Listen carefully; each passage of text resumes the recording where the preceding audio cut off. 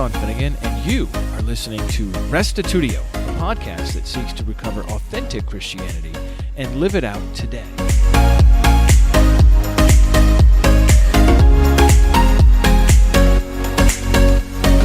Today we are continuing where we left off with part 2 of my interview with Kegan Chandler. In our last episode, we spent most of our time talking about UAPs and the evidence that has come to light for their existence, as well as non-human origin. Today, we are shifting gears to focus on the faith question. If aliens exist, what would that mean for Christian theology? What biblical categories exist to think about non-human intelligences? The answer Chandler provides may surprise you. Here now is episode 509, Theological Options for Understanding Non-Human Intelligence with Kegan Chandler.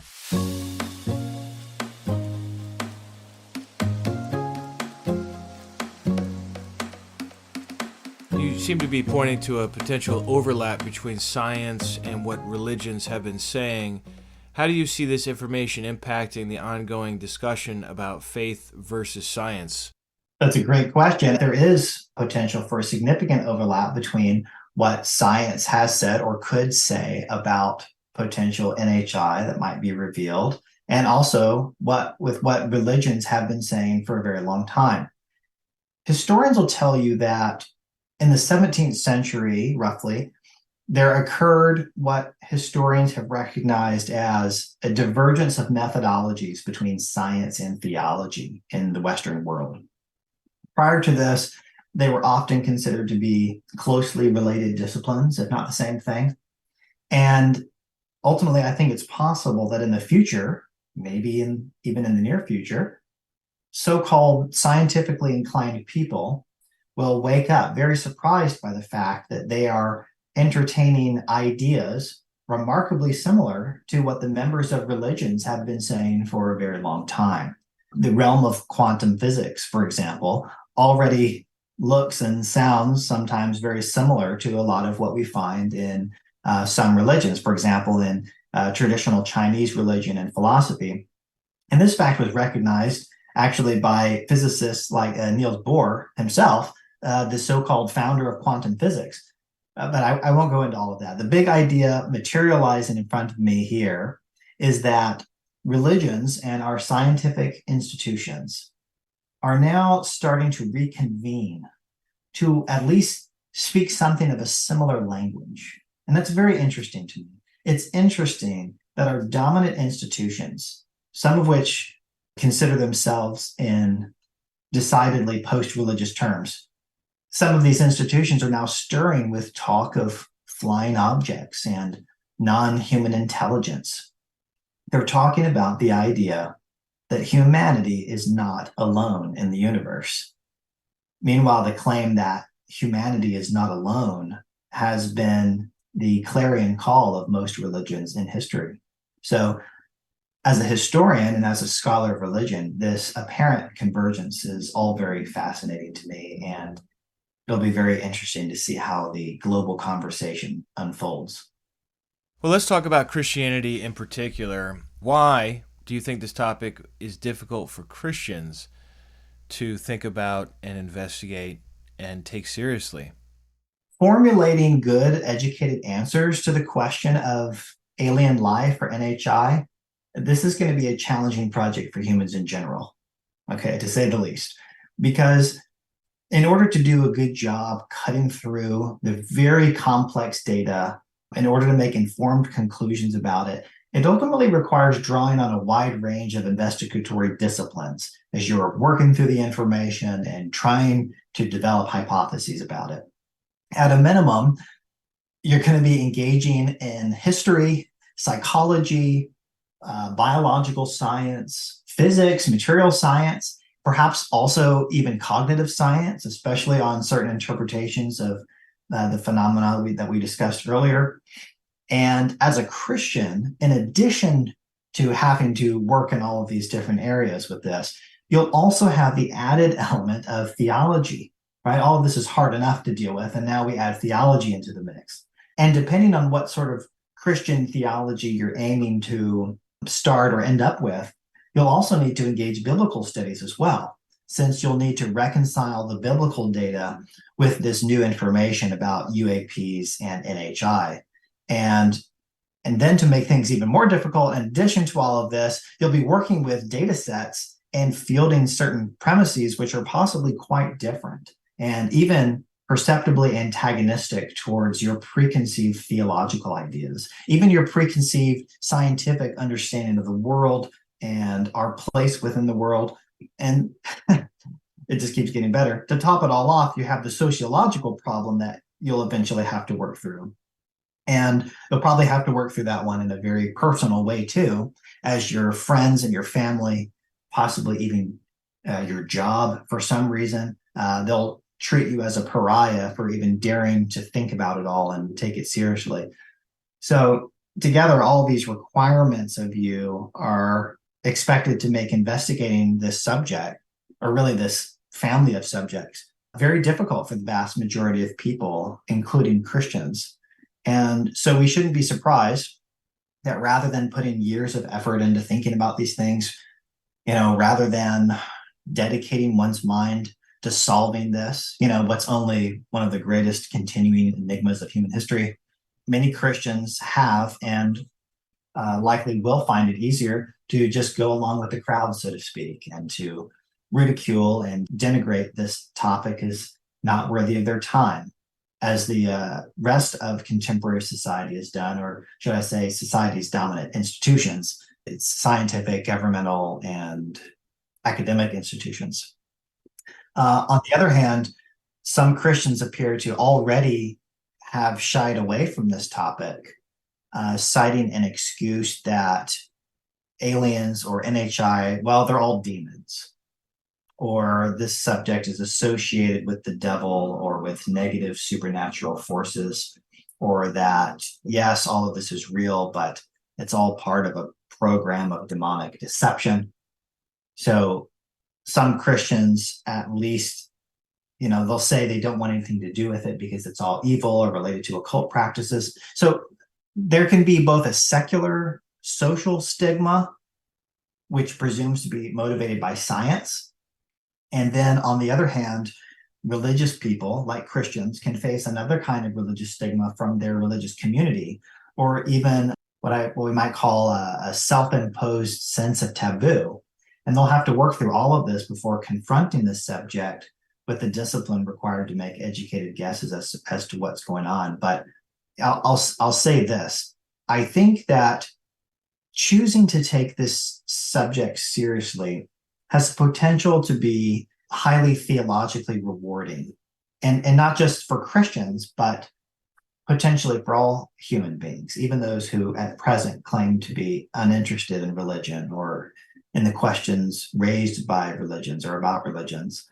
Because eventually, as you think long enough about these things, you start to realize that the topic of UAP and NHI is something of a conduit for even more important questions, but maybe even more abstruse questions for human life, which are perhaps even more difficult to prove empirically.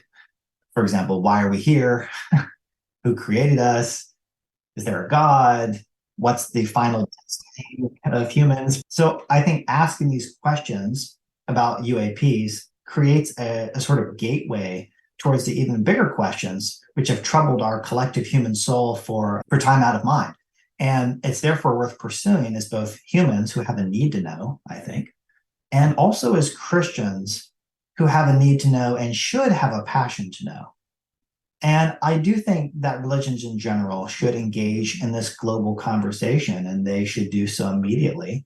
And that religious people, like Christians, rather than seeing this whole subject as somehow automatically antithetical to faith, I think they should embrace it as a worthy challenge, and even as potentially the next stage of human growth and the development of religion. Both humanity in general and Christians especially, I think, need to find a way to adapt as the human story unfolds to include new awareness about our world and about our place within it, just as, for example, Christians of yesteryear needed to grapple with letting go of a geocentric model, or discovering the earth was round or any number of things. And whether Christians like it or not, I think it's possible that a new scientific dawn may be approaching. It's possible. And so collectively, religions like Christianity, as well as individuals who are a part of them, they're going to ultimately have serious decisions to make regarding their commitment to certain inherited interpretive frameworks. And also, they're going to have to make decisions about what their future theological interpretations are going to look like. And on a personal level, whether their religion that as they received it still cuts it for them. Sorry, I know that was a long way of getting around to this, but to get back to your question, on the one hand, I see that religions, including Christianity, shouldn't have much to fear from the subject, in the sense that Christianity is not likely to fall apart or to be completely abandoned in droves. But that's not to say that the adjustment won't be difficult. All of this that I've just described would be very difficult for many people. And I'm probably just scratching the surface in terms of how this new information could pose a challenge for your average Christian to work through. And frankly, this may already be a difficult task for many people who are in the middle of this right now and are watching the same news programs that you are, Sean, about congressional hearings and public sightings. And they're having possibly a growing fear that they're going to have to confront this from a theological perspective. And they're going to have to do so without the tools and the knowledge and the training that they might want to have. And that's a kind of shock that will be probably hard for people to work through. But in the end, I think that figuring out how Christian theology and the Bible might exist alongside of this information, I mean, as Christians, as purported lovers of truth, and that's all truth, by the way, this is a task which seems incumbent on Christians, not just theologians or biblical scholars, but on Christians anywhere. And this is because Christians understand themselves to be people who are not just committed to truth in a general sense, but they're people who are committed to the person of God, to the God of truth, and to the person of Jesus Christ. And so in this light, to me, the truth of this matter is a topic that deserves to be taken seriously. And I don't think it's much of a stretch to suggest also that how Christians end up handling or interpreting this potential new reality, this has implications for both Christendom and perhaps even our planet at large, at least Western culture, much of which has been shaped in many ways by Christianity and the Bible. So I think that you're wanting to bring this situation to the surface and to discuss it couldn't be more timely in light of what's going on and the global conversation. There's simply no better time than now for Christians to become educated on this topic and to start thinking about it in a serious way. Yeah, I mean, going back to the whole faith versus science thing, I would say that has always been a misnomer, and that this has been just an unnecessary dichotomy. All the scientific revolution founders were Christians or people of other faiths. It's not like Right. It's not like atheism gave us, all these like technological discoveries throughout history. It's just the new kid on the block, and it's not even that popular, really.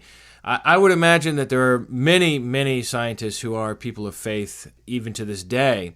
And furthermore, it's the scientists who keep telling us, oh, no, there's nothing to see here. Since COVID, Kegan, I'd say that science in general has lost a lot of credibility. And so has like big government and this whole idea that, just trust the government, they have your best interest at heart.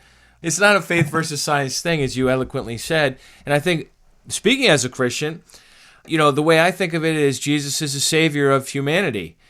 Why wouldn't God have other civilizations, other projects going throughout the universe? I mean, I don't know that he does, but why wouldn't he? I don't know.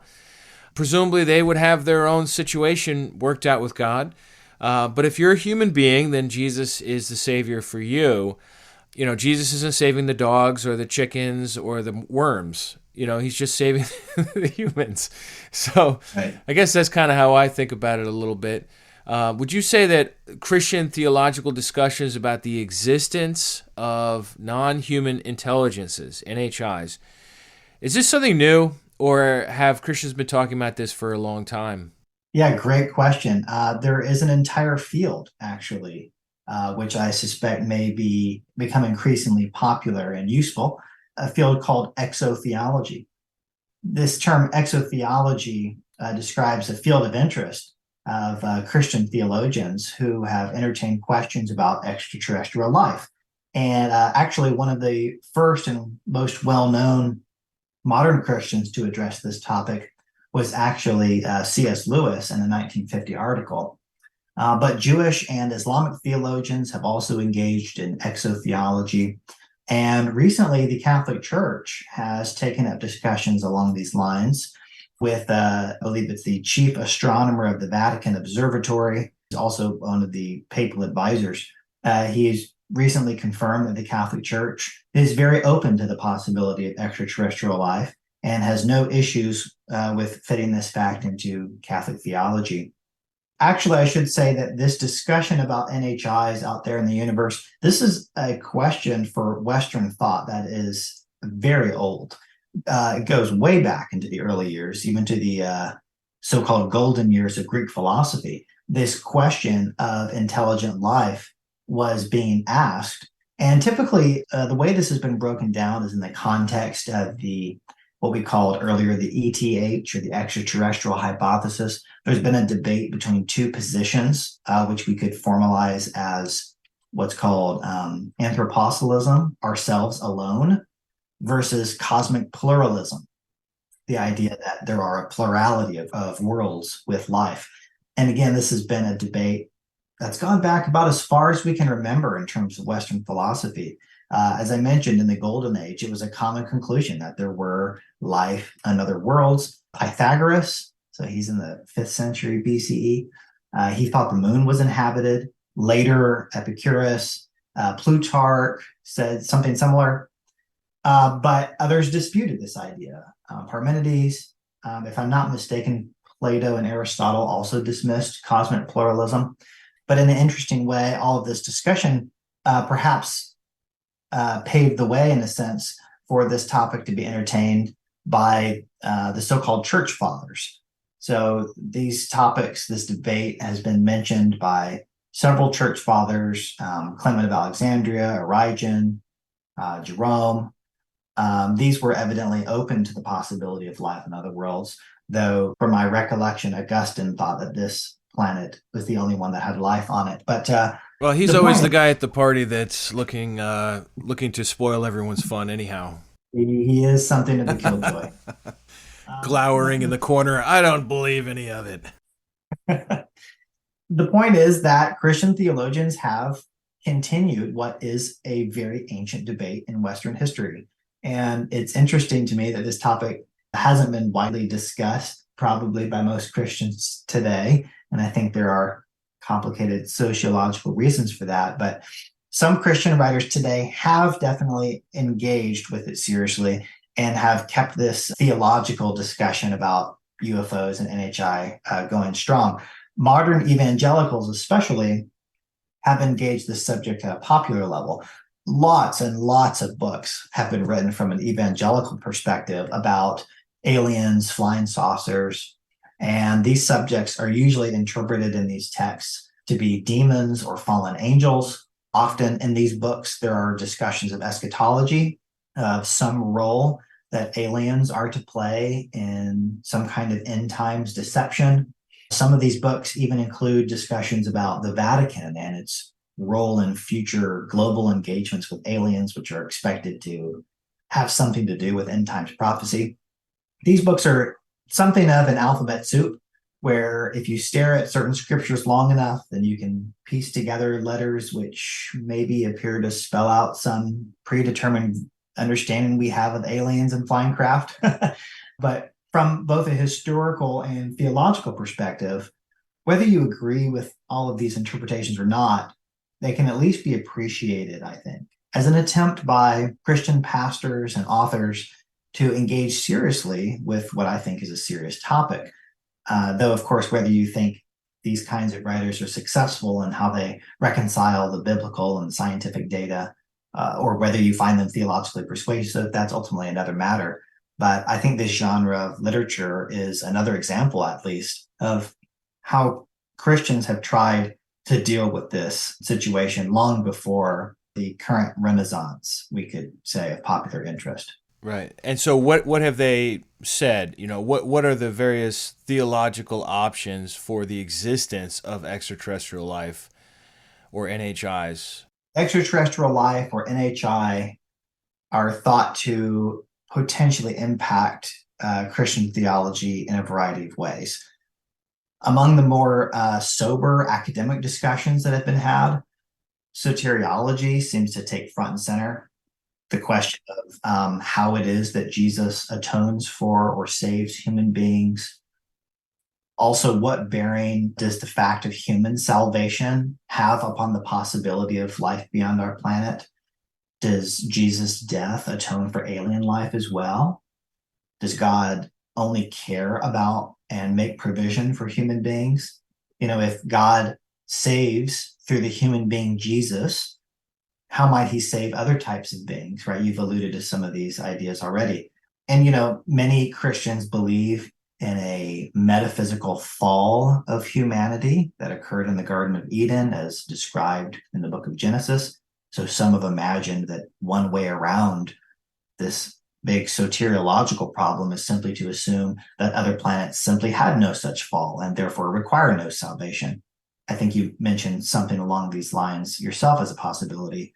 Well, that's C.S. Lewis's Out of a Silent Planet book, which was a really fascinating thought experiment that people might be freshly interested in. Right. And I know you're also interested in Christology, Sean, and I'm sure you and your audience would also be interested to know how often Christology does come up in these discussions about extraterrestrial life, namely in questions about the traditional doctrine of the incarnation. And on that note, I think that Trinitarians will have a more challenging time ahead of themselves than, for example, Unitarian Christians will with some of these questions. If the second person of the Trinity became incarnate as a human being, what does that mean for salvation on other planets? Typically, Trinitarians will say that the second person of the Trinity is still human or still retains a human nature and always will.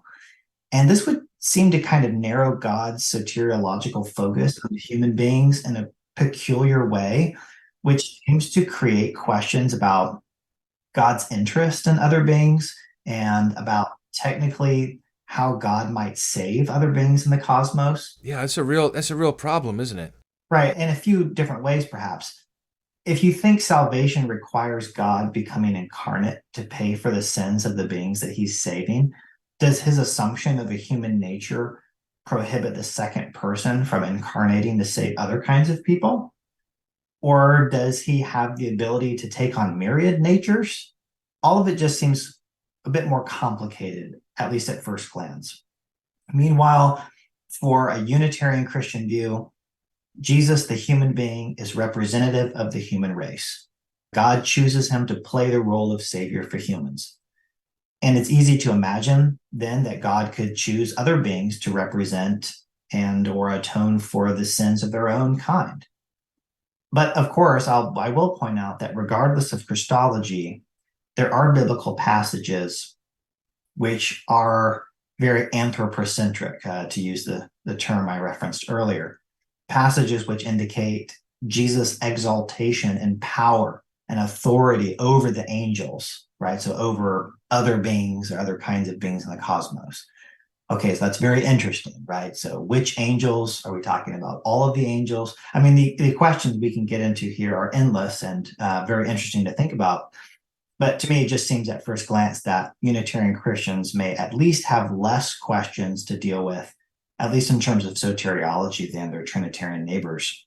And in terms of the other ways that this can possibly affect Christian theology, like I've implied, it really depends on your starting point, and also whether you attribute the phenomenon to exclusively negative or even evil agendas. All of that's going to affect the eschatological views of many Christians, who will be more than ready to read their situation into the so-called end times and to bring these NHI right along with them to play various roles in their interpretation of the book of Revelation, etc. But I think there is an aspect of the UAP NHI phenomena that does have a lot of potential to be disruptive to most Christian theological paradigms. And that is the potential impact that this information could have on the question of the creation of human beings. This is a topic that is often brought up in UFO circles. What relationship could these NHI have to human origins? And this is just something that I feel that most Christians will probably just not want to talk about. If it ends up being determined or claimed, for example, that human beings are the result of genetic manipulation, they're the byproduct of genetic interference of pre-existing hominids on this planet thousands of years ago. This is something that's sometimes discussed. How would Christians fit this idea with the idea that God created humanity? As I mentioned, some sectors of Christianity have had a hard time reconciling evolution with the doctrine of creation, even though that is not at all a difficult task from my perspective. But it is nevertheless proven difficult for many people. And so a similar, if not much more significant difficulty, I think would likely exist if it were suggested that NHI were responsible or participated in some way in the production of human beings. However, and I'll just say this at least, while some at first glance may perceive an outright contradiction here, I think there are actually potential theological explanations for this as well, some of which I've thought about for some time and that I'll probably keep working on in the future. But ultimately, whether most people would find these explanations biblically, intellectually, or emotionally satisfactory or not is an interesting question for the future. Okay, so what would be some theological options for interpreting UAPs and NHIs? How could we conceive of them from a Christian perspective? Well, there are a variety of options, as I've already hinted at. But before I lay out what I think those could be, I feel the need to make a most important point that I don't think I've gotten across yet. If your audience hears nothing else as I've warbled on about all of this, I'd like to at least get this point across. In general, it seems to me that Christians already believe in NHIs. Okay, I'll say that again. Christians already believe in NHIs. Christians typically don't call them NHIs. They don't call them aliens either, but they have other words for them, I think, like angel, spirit, demon, etc. What I'm suggesting is that we currently have a tremendous category problem on our hands. We have juxtaposed and perhaps unwisely the categories of aliens versus angels. I just want to take a step back and ask what these categories are. How did they develop? How are we using them? When I say the word alien, Sean, you are probably immediately conjuring an image of a gray or a green-skinned little humanoid. This image has just become part of our global culture, even a part of our collective subconscious, you could say. If I say alien, your mind is immediately filling with this image, whether you want it to or not. On the other hand, I think something similar may be happening amongst both Christians and non-Christians when I say the word angel, right, which is a biblical term that simply means messenger. Malach in Hebrew, angelos in Greek, simply means messenger, right? It's actually rather nondescript. But to the vast majority of people, this term angel will immediately bring to mind a very human-looking figure with long flowing robes and wings, maybe a halo, or maybe there's some light shining behind them. This is an image very much informed by medieval European art. But the problem with alien and angel is that to me, these resemble folk categories. They're not scientific categories. They are informed by our culture. And that includes our popular culture and our religious culture. So, but at this stage, we have little idea of what an extraterrestrial life form would really look like, or what it could do, how it would exist in the world. At the same time, we have very little understanding from a theological perspective of what the biblical documents refer to as angels really look like, or what they could do, how they exist, how they could interact with us. In terms of biblical studies, I think we need to be very careful not to assume a univocal picture of non-human intelligence in the universe across all the books of the Bible, because biblical descriptions range dramatically. There are descriptions of humanoids, non-human animals, incredible beasts. There are beings with wings and eyes all around.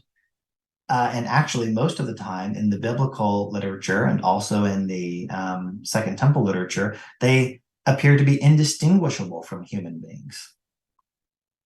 It's clear to me that most Christians have a bifurcated view of a physical realm and a spiritual realm. And this probably has something to do with the influence of Platonism.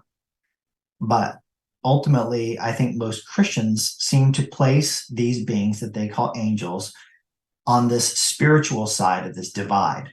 And maybe there are a few verses which could be construed in that way. But I suggest that one interpretive option that may prove helpful to some Christians is to wonder, at least if some of the beings in the Bible, which we put under this heading angels, maybe they are not spiritual, whatever that means, but maybe they are as physical or as biological as you and I.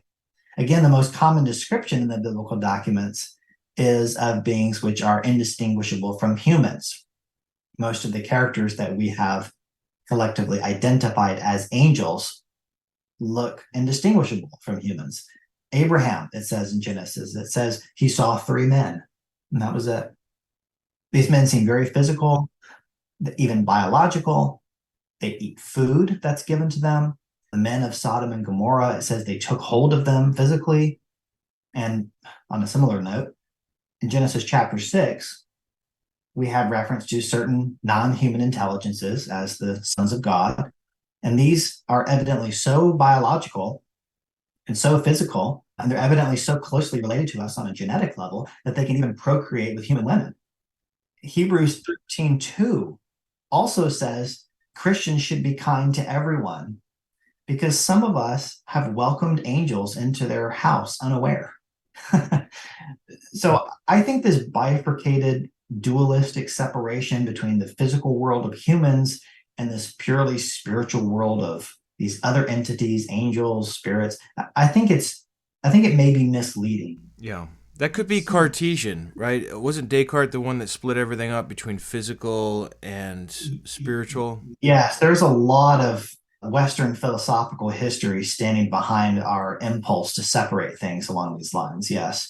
But I think this kind of separation may be misleading in the sense that it causes people to imagine that the NHI described in the Bible are, quote, spiritual beings, meaning they're automatically not flesh and blood. They're non-organic. They're made of, I don't know, spirit stuff, or they're disembodied or something, rather than what I think is found in the biblical documents. I see something very different, something very physical, something very with us and similar to us. And so I would just caution us as we are thinking about these things to be sure that we are examining the very categories that we are using to taxonomize all of these potential beings in the cosmos or in the biblical documents. It may very well be that what we today label NHI or aliens or ET, it might be that these end up being one and the same with what the Bible calls angels. There's certainly no biblical barrier to this idea, especially in light of the fact of how broadly the term angel is used and how different the types of biblical beings are, which this word is used to corral. So, like I said, I think it might be a helpful starting point for Christian theology on this topic of NHI to simply acknowledge that Christians already believe in some kind or kinds of NHI today. Angels are popularly even understood to be non-human, intelligent, highly capable, advanced, perhaps in terms of their ability to travel and to know and do incredible things. And all of this seems remarkably similar to what people are saying about ET. So I think it's an overlap worth exploring and forms something of a starting place for a few interpretive options as to what's going on. And I'd be happy to lay out some of those options, and unless you'd like to jump in. No, I'm interested in this hypothesis. I think we have to be careful to say that there are other ways of working out our Christian theology without accepting this identification of NHIs as angels or sons of God or whatever term you want to use for it. You agree with that, right? That there be other ways of working it out. Oh, certainly. But this you do find to be the most plausible or maybe most interesting way forward. I think it's the most readily theologically coherent or cohesive, but certainly there are other options. It may be that these NHI that we are seeing are simply other creatures of God who aren't referenced at all in the Bible. There's maybe nothing special going on here in terms of eschatology. Could just be a few of God's creations bumping into each other along the way and saying hi. Or they could be getting ready to invade us, and these are their early drones doing reconnaissance before the mothership gets here. This is also a possibility, and that's my least favorite option. Well, it's Hollywood's favorite one. Right. That's Independence Day and all the other movies. Let me break these few options down just so we have them all on the table. So first, we just said that it's possible they're just other creatures, and we just so happen to meet each other in this wide galaxy. It could also be that there's a negative interpretation to take here from a theological perspective, that these entities do correspond to fallen angels or demonic forces, and that there is some program of control or deception going on, some devilish plot to enslave us all. There are various biblical texts which evangelical authors have summoned to this cause. As I mentioned, there's a whole range of literature around this idea, but that is one possibility from a theological perspective, that everything that we're seeing is actually related to some sort of malevolent force, which is anti-human, if you will. It could also be that what we are seeing are, in fact, good angels, if you will, an overall positive view, and that these beings are simply looking out for us. Or it could be a mixture of both. Again, I want to always caution us against the fallacy of oversimplification. Again, just look at the variety of human motivations, and that might give you a clue as to the potential variety of different interests that some of these beings might have. I want to bring up very briefly another idea, which is actually very closely related to this theological interpretation that I've leaned heavily into. And that's the idea that what we're seeing may actually correspond to the, quote, gods as referred to in the Old Testament and also in ancient Near Eastern literature, or to the divine council, as the late Dr. Michael Heiser was so famous for discussing.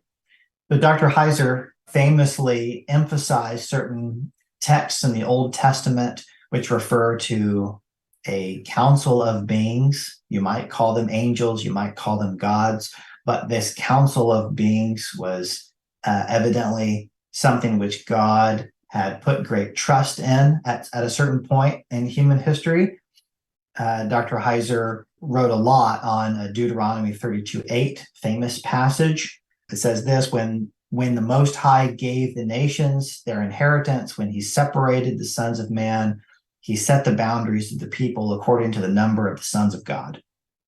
There's a few other translations, but and also I'll point out that in some Septuagint manuscripts, it actually reads angels of God, for sons of God.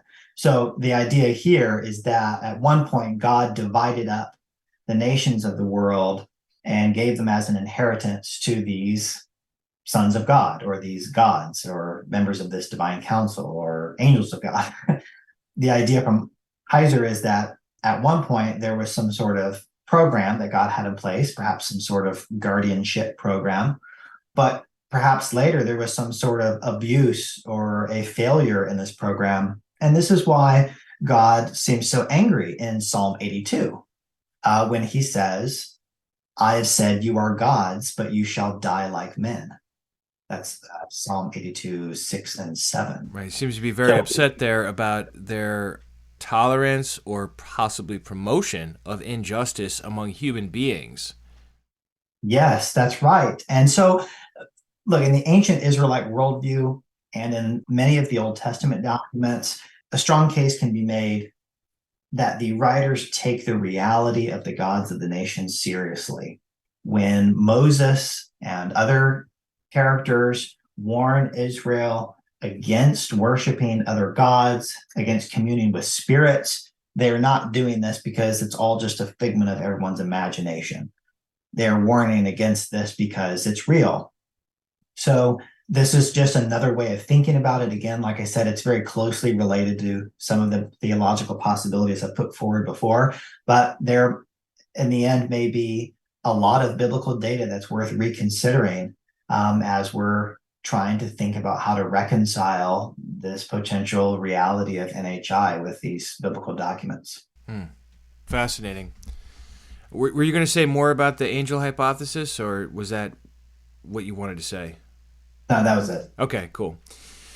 All right, so just wrapping things up here a little bit, why do you think this is an important topic for us humans in general and for Christians in particular to take seriously? Why can't I just say, somebody else will figure that out, who cares, pass the salt? I wish I had the luxury of not thinking about this sometimes because it is a lot, but I do think it is for better. Let's imagine that UAP are in fact the product of NHI. Because again, I believe we're far past the are UAP real stage and we are in the who or what is behind them part of this inquiry. Let's think about why we might be interested in this as humans, possibly as Christians as well. If you just think about the technological opportunity that exists here for our species, what might be at hand here is that some other species out there has gone through a heck of a lot to procure these technological advancements. And humanity might be able to leapfrog a lot of time and grief to get a hold of certain things, which could, frankly, revolutionize life on planet Earth.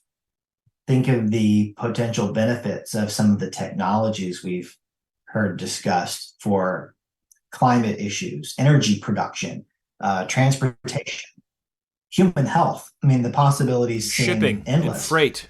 Yellow just went out of business, the trucking company. Yes. To be able to ship things all around the world in near instantaneous speed would be amazing. We have seen the impact that certain technological and especially medical advancements have made for life on this planet.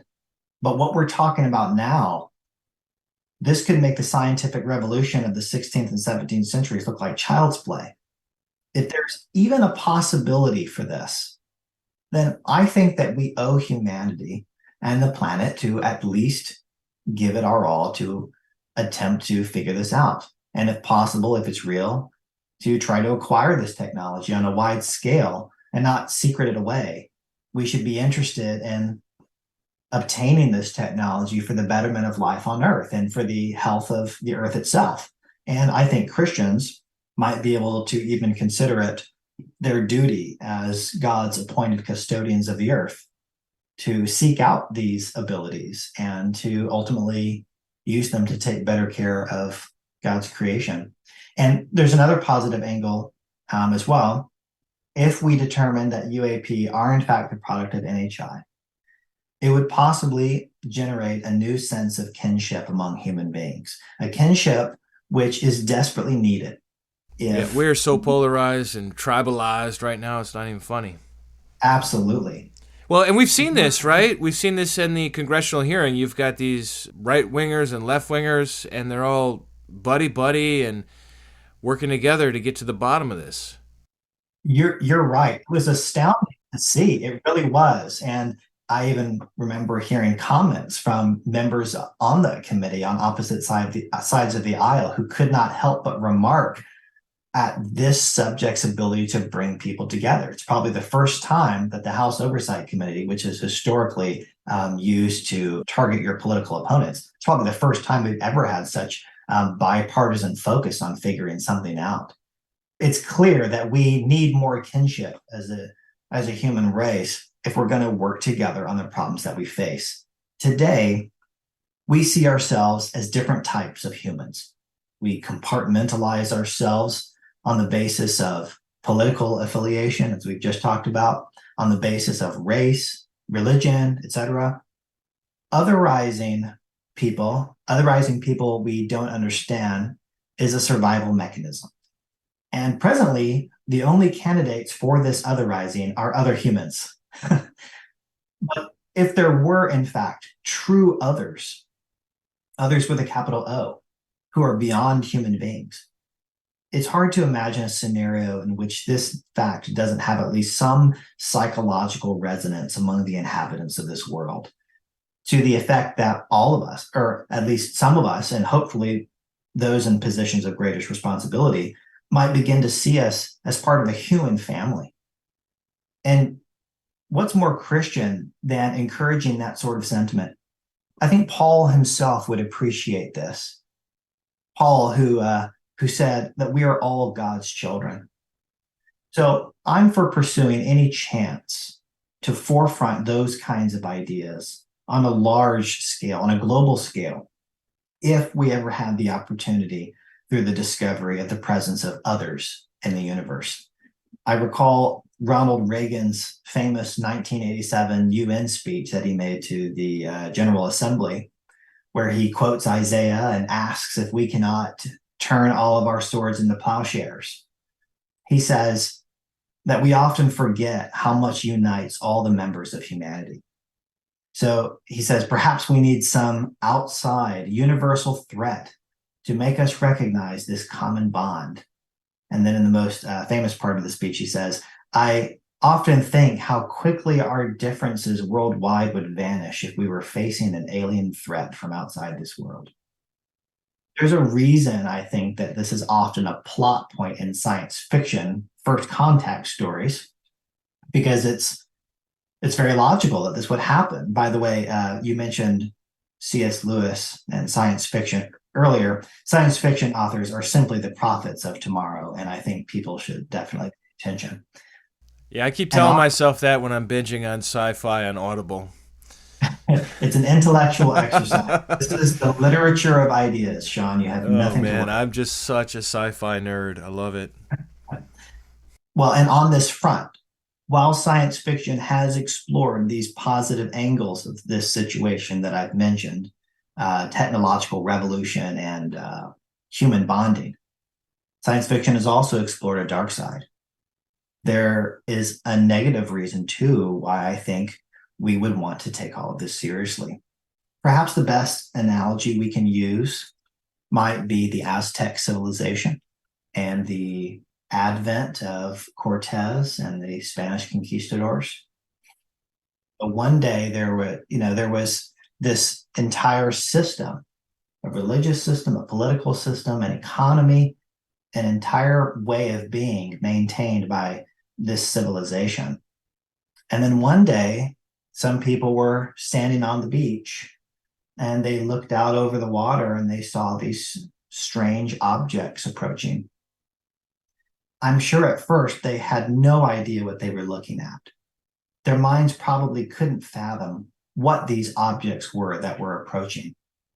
Maybe there were various interpretations. Maybe they sounded a lot like we do now, Sean, where we're laying out the various possibilities. But as they eventually came on board, some of these interpretations ended up winning out. Perhaps the interpretation that these are the gods, right? That Cortez is the returning god, and speculated by some that this is how Cortez was able to so effectively infiltrate and ultimately dominate their society. So this is an angle that we need to keep in mind as well. It's always better that we have more knowledge. My people perish for a lack of knowledge, as has been said. And it can only help and not hurt if we do our best, I think, to sort out what might be going on ahead of these ships reaching the shore when it might be a little too late. Yeah. And at the very least, we need to explain it to ourselves, but we also need to, those of us with children, we need to be able to explain it to our kids. If this is going to happen and if these ships are coming, we got to say something. Yeah, And as Christians, we're the ones that are saying we have a sacred text that has the answers, the important answers to life in it. Maybe it doesn't tell you everything about life, obviously, but it covers the important. So how do we think of this in light of Scripture? How do we think of it in light of our faith? So right. this is huge. And yeah, and all of this is going to require bravery. It's going to require hard work. But the possibilities on the other side of confronting this subject and not dismissing it all out of hand as something unworthy of our time or as something 100% demonic and taboo, the potential reward is enormous, I think, intellectually at least. In learning more about these things, which we're only catching a glimpse of, it's possible, at least on certain theological interpretations, that Christians may have a chance to glimpse behind the veil of God's creation, to appreciate it more, to learn more about the inner workings of the mysterious beings populating God's universe, and perhaps maybe some beings even working on God's behalf. I've sometimes thought about the biblical reference to the gospel in which it says that the things about the gospel that have been revealed to us, angels have longed to look into these things. That is certainly true. But as for me, there's a whole lot that I suspect angels may have seen that I'd long to look into. So as we continue to collectively learn perhaps more and more about this subject, hopefully we do, what I would ask Christians to think about is I would ask Christians to discover a new sense of boldness, a new sense of courage, a sense of adventure, not just an open mind to possibilities, but an active curiosity, which compels them into what are frankly uncharted waters, compelled because they feel it's their duty to explore. I think human complacency and a lack of imagination are the real enemies here. And frankly, Christians, they just shouldn't be asleep at the wheel. Nobody should. But especially Christians, I think, as you said before, a head in the sand mentality should be for other people, but not for Christians. Christians should be the thought leaders in this. Christians should want to be the people that others come to when they say, what do you think about all of this? And their answers shouldn't be flippant or dismissive or derogatory. They should be based on deep research and careful and sober analysis. Christians should want their religion to be leading the conversation. They shouldn't want to be the ones suppressing it because of cultural stigma or because our favorite cable news shows said that anyone who thinks about this is crazy. Christians ultimately shouldn't be stifling the progress of the human story by refusing to think about things that scare them or refusing to think about things that they don't understand. Again, just for the record, I don't know what lies on the other side of this whole investigation into UAP and NHI. In many ways, things would be more simple if all of these events turned out to be prosaic. But I really don't know where this journey will take us. And again, someone who says they have all aspects of this figured out, again, we should probably be at least suspicious of this person. But I do think that we as a species have no chance at all to survive potential future revelations, nor do we deserve to survive them if we don't have the courage to stand up and stare it in the face, whatever it is. I'm simply suggesting here that it's not just a human right to know about our place in the universe, but it's a human responsibility, especially if it's true, as Christianity says, that human beings have been put in charge of this place, or that they will be put in charge in the coming kingdom of God. Well, it's probably a both and. We're put in charge as far as stewardship goes, for sure. Right.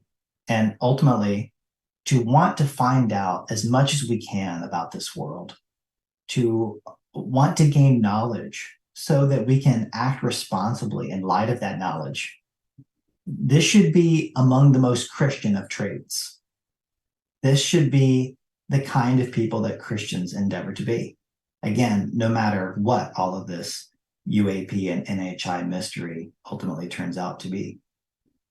Well, you've brought some really interesting points up, some really helpful ideas to think about, and some good warnings for us. We're going to have to conclude our conversation here. I'm sure you could go for quite a bit longer. We're going to bring it to a close here. Thank you so much for your time and your thought on this. It's really helpful to consider the different options. And one thing, too, I so appreciate about your approach, Kegan, is you're just very fair-minded. You're very open and very fair-minded. You're not dogmatic. You're not insistent. You have your view, which you think is most likely to be correct, but you're charitable to other views that might, in the end, turn out to be more correct. So thanks so much for that today. Well, you're very welcome, Sean. Thanks for having me on. It was a great conversation, and hopefully we'll get to discuss these things more as the human journey continues. Well, that brings this interview to a close. What'd you think? Come on over to restitutio.org and find episode 509, Theological Options for Understanding Non-Human Intelligence, and leave your questions and feedbacks and thoughts there. I'm sure you've got lots to process on this, and you may have other ideas that we didn't cover or good, solid reasons why some of the ideas that we mentioned don't work. And whatever it is, I'd love to hear it. So I'm looking forward to getting some feedback on this episode. And we'll have to see as this thing develops, what other evidence will come out. Is this just going to fizzle away and return to a tabloid issue? Is this the most significant moment since the resurrection of Jesus in all of human history? It's hard to say at this point from where I sit, but I sure am curious, and I don't want to be cold-cocked by discovering that aliens exist or some other thing is going on and not have any theological way of receiving that information and integrating it into my worldview. I certainly don't want to be in that situation. And I don't think you do either. So I think it's worthwhile thinking it through, even though this is kind of a topic with a stigma that a lot of people are hesitant to even engage with. But I do appreciate Chandler's willingness to go there and to talk about this subject. Well, that's going to be it for this episode this week. Thanks, everybody, for tuning in. If you're an Apple Podcast listener and you don't mind, we sure would appreciate any ratings or reviews that you'd be willing to provide for the podcast. It really does help people find it. The more reviews in particular really do show people that the podcast is active. It's not a dead podcast. We're over 500 episodes in now, and I have no reason to slow down or stop. One a week seems to be a very sustainable pace for me. So thanks to everybody who have already done that, and for those of you who are supporting us on a monthly basis, it sure does help. I've got some exciting news to share about a paper that I submitted for the Unitarian Christian Alliance Conference, but I can't quite talk about it yet because of the double-blind review process. So once I either get accepted or rejected, I'm very much looking forward to telling you about this research that I've done and how it relates to Christology. Well, that's it for today. Thanks, everyone, for tuning in. I'll catch you next week, and remember, the truth has nothing to fear.